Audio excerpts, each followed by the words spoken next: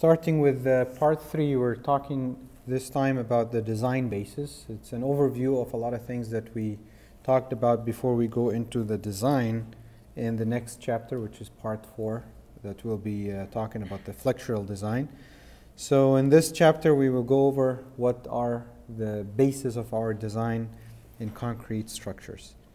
As we said, as a starting point is what kind of loads we have. We have dead load, live, lateral pressure, you have wind loads, earthquakes, snow, fluid, temperature, and life load on roof is separated from the regular life load.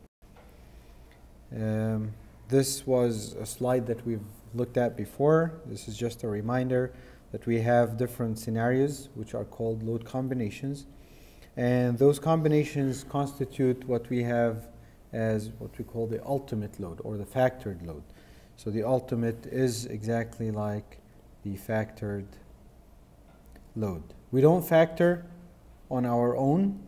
We factor based on these scenarios given to us by design codes. Unless we have something very special, any special structures that will have to, for the engineer to come up with its scenario of loading, then that's a different case. But generally speaking, I would say 99% of our structures will comply with those load combinations set by the code.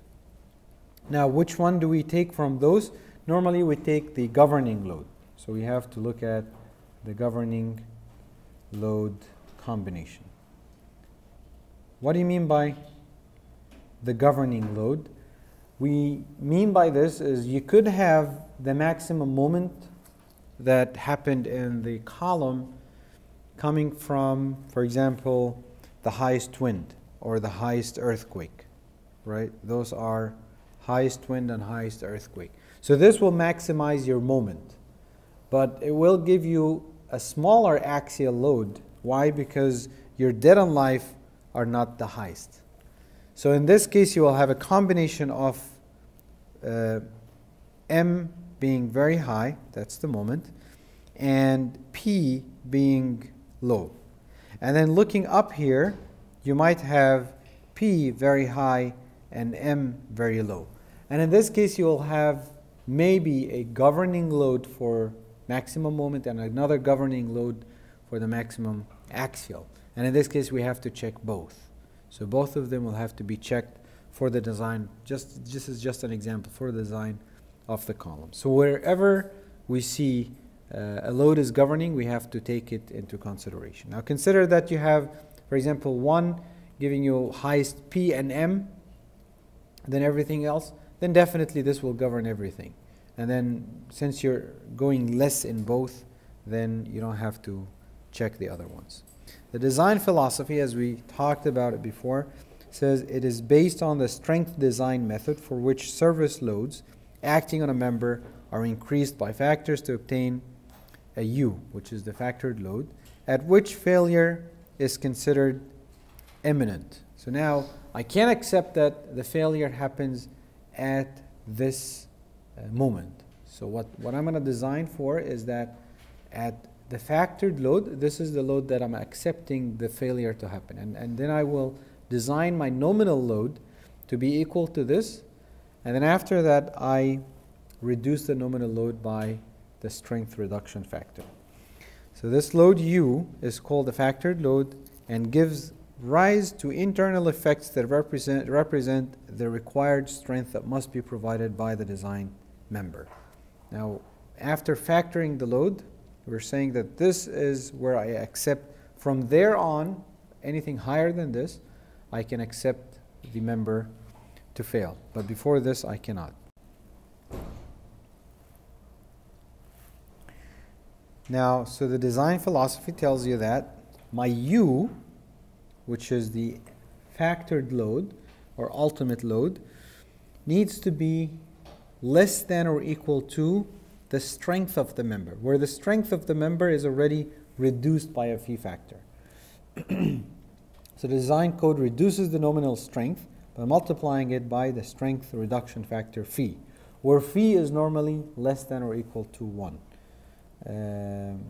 to obtain the design strength, which is phi Sn, and imposes the requirement, which is that the strength should be, or the member required strength should be less than or equal to the member design strength.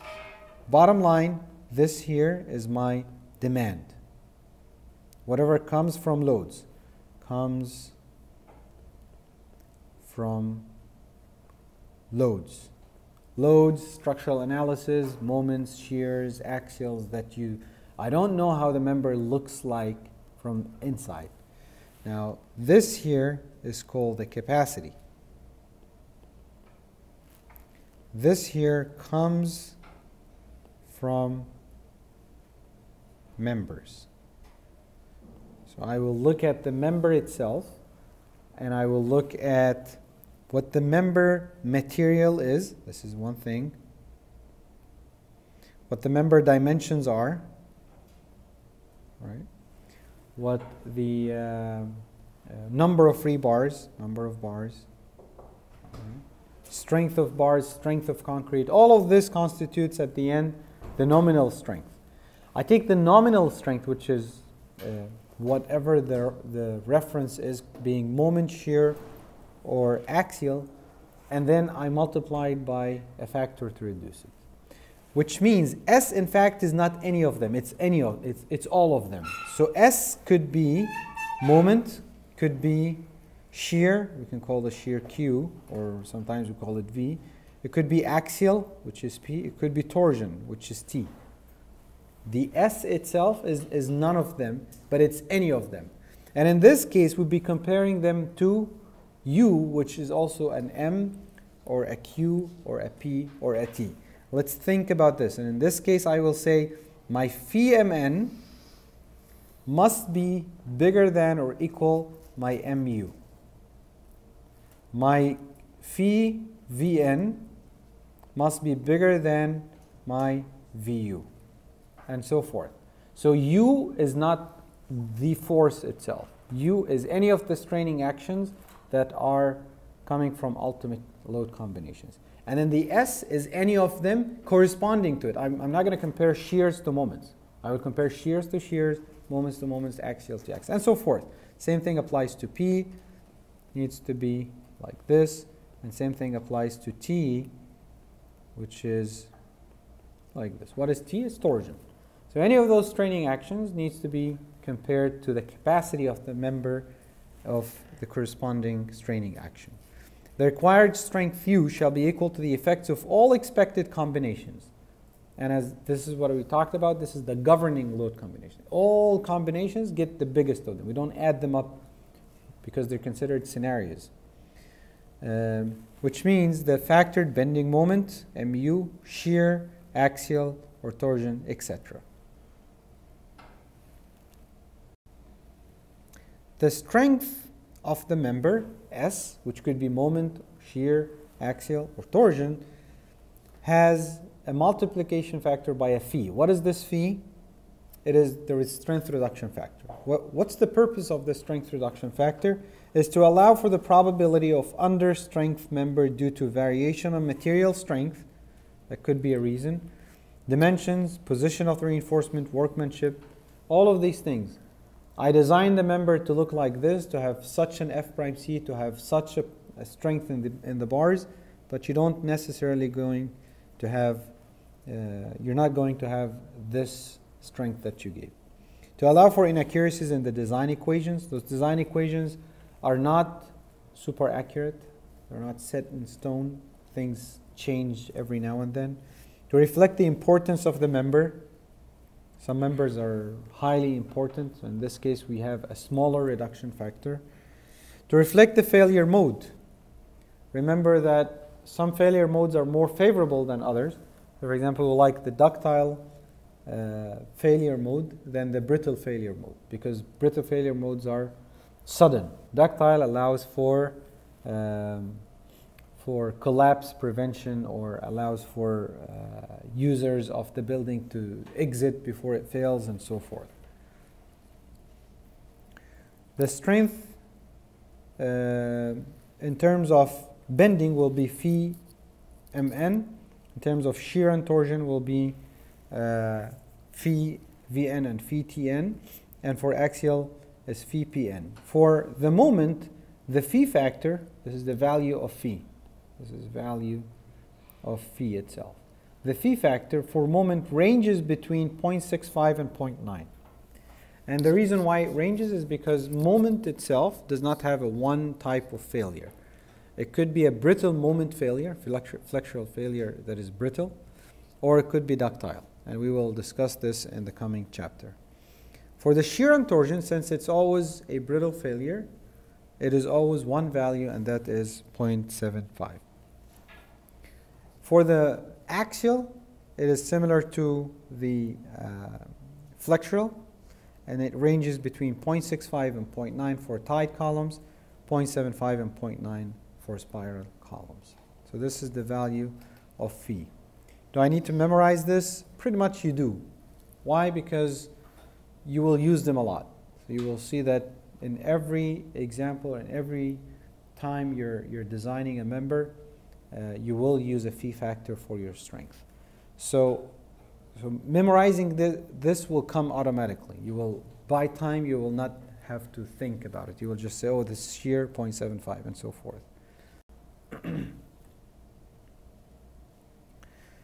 Now the ACI code emphasizes the strength design method where this ratio of phi Sn divided by U is more than or equal 1, and its provisions are presented in the body of the code because the safety factor is inherent in magnifying service loads or equivalently magnifying internal moments and factors due to the service loads, reducing the computed nominal strength by specified strength factors by phi.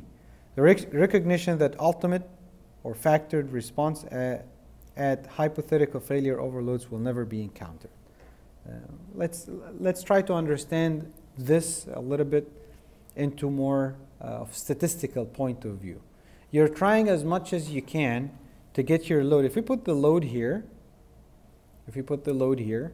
and this here is your strength, so you're going to have your strength.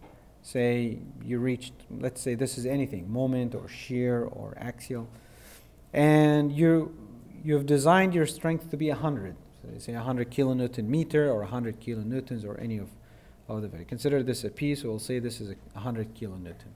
And then your calculations gave you that the applied loads are, let's say, 80. Now, what the code is telling you is let's boost this 80 up as much as you can and reduce this 100 so that the probability of the failure happens is very, very small. Okay? So what you're doing is you're trying to reduce the probability. If you guys remember those bill shapes, this normal distribution of how far can your load go away from what you designed for. And how much is your capacity going to be far away from what you designed for? Does that make sense? So the purpose of the building, the more accurate you have, the closer you will be to the 80, the closer you'll be to the 100, and you're safe. And then after that, your 80 will be boosted up with your load combinations, and your 100 will be lowered down by your strength reduction factor, and you still have to maintain a minimum distance, or at least they're equal. So in this case, you're in the safe zone. How can you be in the safe zone? Maintaining this ratio, or saying that always my phi Sn is bigger than or equal my U. If this is satisfied, you're always safe. Now, things could happen. Like an earthquake happens at the highest storm, or the owner changes the building use, right? All of these things are possible, but that would be outside your responsibilities as a designer. In addition to the ultimate requirements, we have what we call the serviceability requirements. What's the serviceability? Your ability to live in the building in a comfortably. What does that mean? It means I don't want to see cracks, I don't want to see excessive deflections, I don't want to feel vibrations. All of these things are considered the serviceability limit state. Now, any of them will have its bad implications. You will see that you cannot open and close the doors, open and close the windows. You will not like the shape of your cracks, deflection, things moving as you go. Sometimes sound, that happens a lot in timber structures. You'll be walking on the higher floors and people underneath will hear your footsteps. All of this is considered part of your serviceability requirements. Okay? Basically, for concrete is deflections and cracks. Those are what we look at. And then when it goes to really high buildings, vibrations get into account.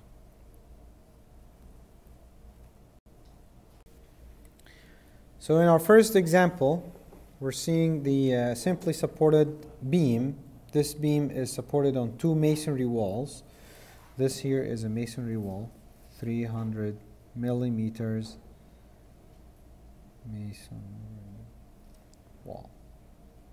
And the same thing over here. We call it support A, support C, and we have concentrated load on the point B, which is 2 meters distance away from the center line of one of the supports. The distance is 6 meters, and we have W, which is the uniform load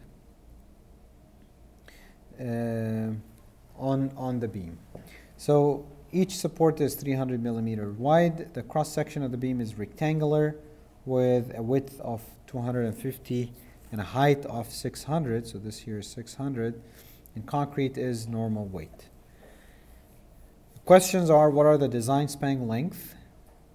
What's the own weight of the beam? Draw the free body diagram of the beam, the shear force diagram, bending moment diagram, and draw the location of the tensile steel and the expected cracking pattern, and then what are the values of ultimate moments and shears. Now, before proceeding, we need to understand that the code will tell you how the distance is specified and where the maximum moments are going to be. So that's why I took a snapshot of where the code is, and it tells you that for beams that are built integrally with supports, that means they are cast together, not like the ones we have here, we are allowed to take MU at the face of the support. What does that mean? It means that if we're looking at this moment, let's say this is the moment here, and this continues, you're allowed to take, if that support, you see the support here is 1 point, but in fact it's a big column, right? Then you are allowed to take the moment over at the face of the support. So the value of the moment becomes this value. You don't have to take that moment. Okay, so this is what the code is telling you.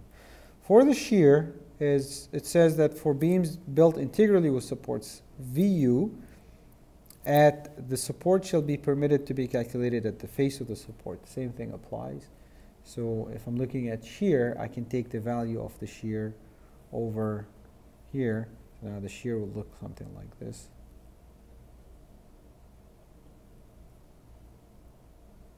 Now I don't have to take this shear as my maximum shear. I can take this shear as my maximum shear. Why is this? Because when the support is there, it is very, very strong zone. You don't have to design for the highest moment and the highest shear. You can design for the values of the moments and the shears at the face. Now, moreover, this is a factored shear, number 1. Now, let's look at number 2.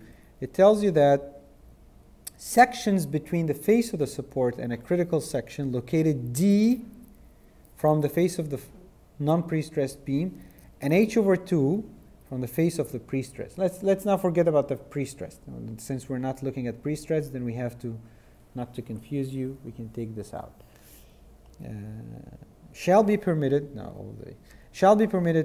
to be designed for VU at the critical section if A through C is satisfied. What is A through C? It says that the support reaction in direction of applied shear introduces compression into the end region, which means that if I'm taking this area here, I'm going to make it a little bit bigger. This here is my high shear area, right? So in this case, if if the load comes this way, and that support gives me compression here, then this compression will be transmitted this way. And in this case, I can take it not at the face of the support, not over here. I can take it away by a distance equal d from the face of the support. So I'm actually taking a 45 degrees with this being d, so I went out d, another d, so I went away for a d this way. Okay, so this is what critical. So I take the shear far 1d away from the face of the support. Okay, provided that this here introduces compression, that's one thing. B, loads are applied at or near the top surface of the beam. So the loads are here, not over here. Because in this case, if the loads are closer to the soffit of the beam, you may have tension introduced this way. So in this case, you might not have that blue crack that I just drew. And then the last one is I don't have any concentrated loads between the face of the support and the critical section, which means I don't have very heavy loads here. If I get a really heavy load here, then it might by itself cause that the critical section becomes here by itself.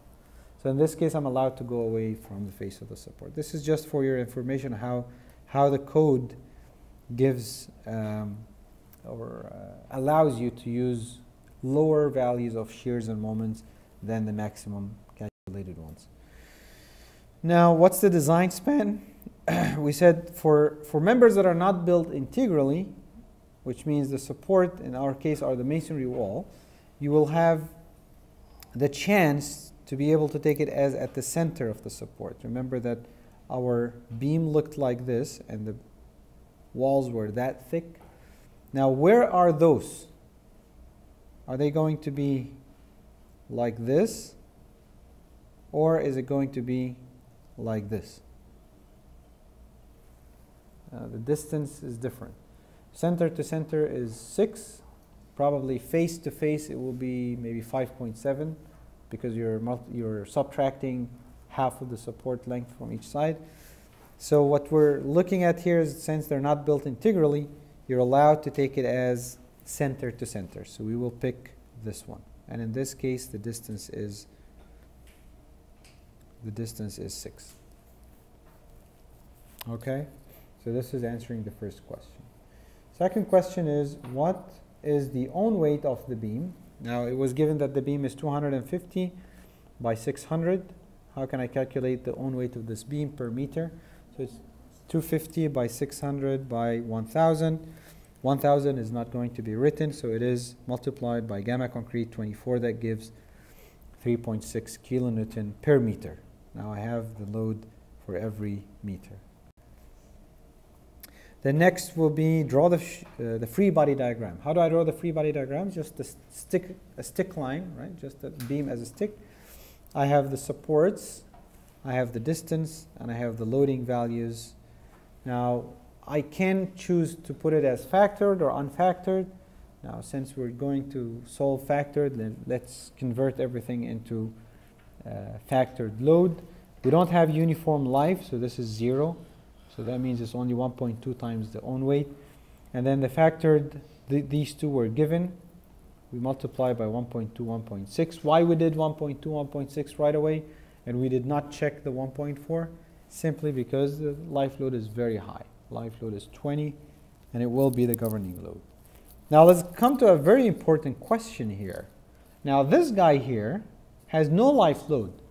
So definitely the 1.4 dead will be higher than the 1.2 dead plus 1.6 life.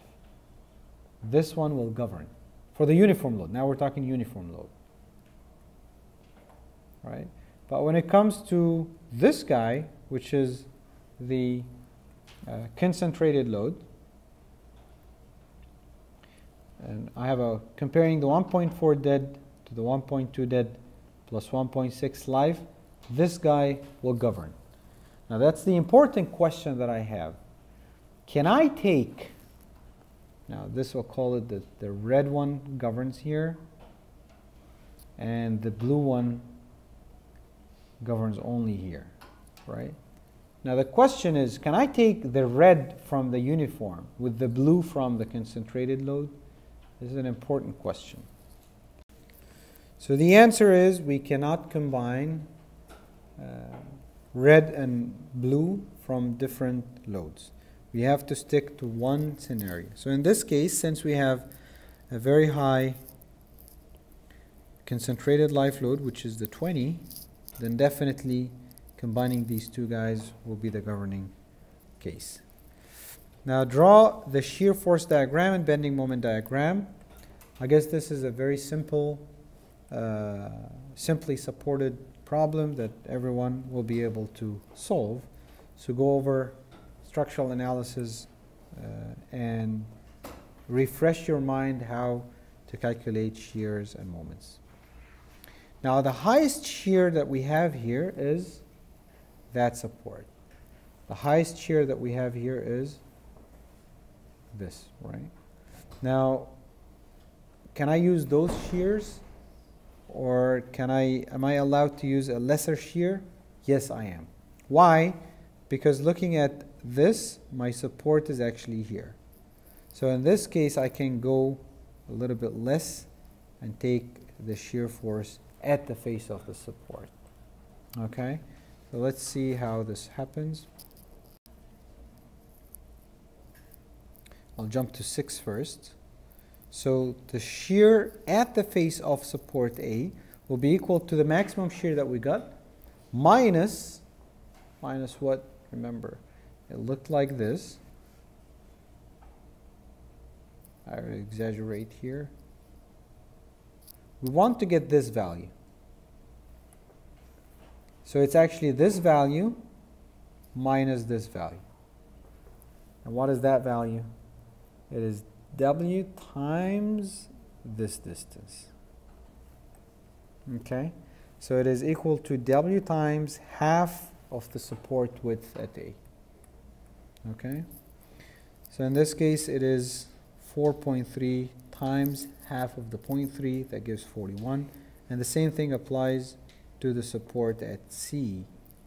And then the maximum factored moment is 75.94, which was the maximum moment in the mid-span. Getting back to number 5, drawing the location of the tensile steel, or the main steel, and the expected cracking pattern. Now, since this was a simply supported beam, that means your cracks would be happening at the bottom, and then your main steel must be at the bottom. So the tension at the bottom and the compression at the top. This concludes this example. The second example, we have a cantilever beam that frames into the edge of a thick wall, as shown in this figure, where the beam is subjected to a uniformly distributed service life load equals 4.8 kilonewton per meter squared. I say per meter squared because I'm giving you the width of the slab. And then I also have the length of the beam, which is the length of the slab, along the whole span in addition to its own weight. Concentrated dead load and life load acts at the tip as shown, which are equal to 40 and 20, 40 kilonewton dead and 20 kilonewton life. The concrete is normal weight, and the cross section is a T shape that looks like this. So the first thing we're going to have to look at is calculating the span length. Now the span length, since it's a cantilever, then we don't really have a center of the support. Then the span length equals to the cantilever length. The own weight of the beam equals to the area of this beam, the whole area of this beam, multiplied by 1 meter, right? So I'm going to be 0.8 times 0.1, which is the flange over here, in addition to 0.5 by 0.2, which is the stem. All of this added up, multiplied by 24, that gives 4.32 kilonewton per meter squared. This here is unfactored. We're going to have to factor this up as being a dead load. Now, drawing the idealized model of the beam under factored load, which is the free body diagram. In the free body diagram, I put this as a fixed support. The length is 2.5. The cantilever has uniform load WU and concentrated load QU. Now, the simple one was the QU, 1.2 dead, 1.6 live. Since the live load is very high, then definitely the 1.2, 1.6 combination will govern and dictate the design. Now, thinking about the uniform load combination, it's 1.2 dead and 1.6 live. Now, we have the dead from the self-weight. Where did we get the live from? Now, we said that the live was a uniform surface load that was equal to 4.8. Now, because the width of the beam is not 1 meter, we will multiply this by the width of the beam, which is 0.8 meter. So that gave 3.84. And then factor the 3.84 by 1.6. So at the end, our uniform ultimate load is 11.33. Now, draw the factored shear force and bending moment diagrams. The shear force diagram will look something like this, with two values that increases in the middle because of the uniform load. Before we do this, we have to solve for reactions, which is just very simple. Cantilever, sigma y and sigma moments, and that's it. And then drawing the shear and moment diagrams. Remember that a lot of times we draw the moment diagram the opposite way, like this. Right? Now, the difference between this and that is just schools. Different schools draw it different ways. I personally believe that this is a better way to draw the moment when you're designing concrete structures. Why would this be a better way to draw the moment? Because when you're drawing the moment on the tension side, remember now I'm drawing this on the tension side. When you're drawing the moment on the tension side, you're visibly seeing where you need your reinforcement. So concrete people, they always like to draw the moment on the tension side because they will easily see where they need to place their main reinforcement.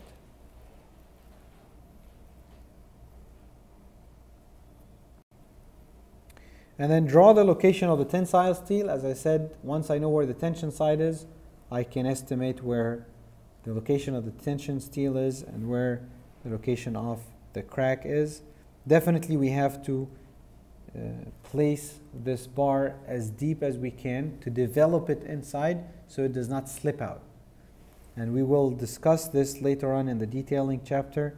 This will be called the length D, LD, or development length, which is the minimum length to avoid slippage. What factored moments are required for the design of the tensile steel? Now, this is the value of the maximum moment, which is the value at the face of the support. And then what is the value of the factored shear force at the face of the support? The same thing, we will pick the highest value. So the easy one for the cantilever is to take the highest value right away. This concludes this example.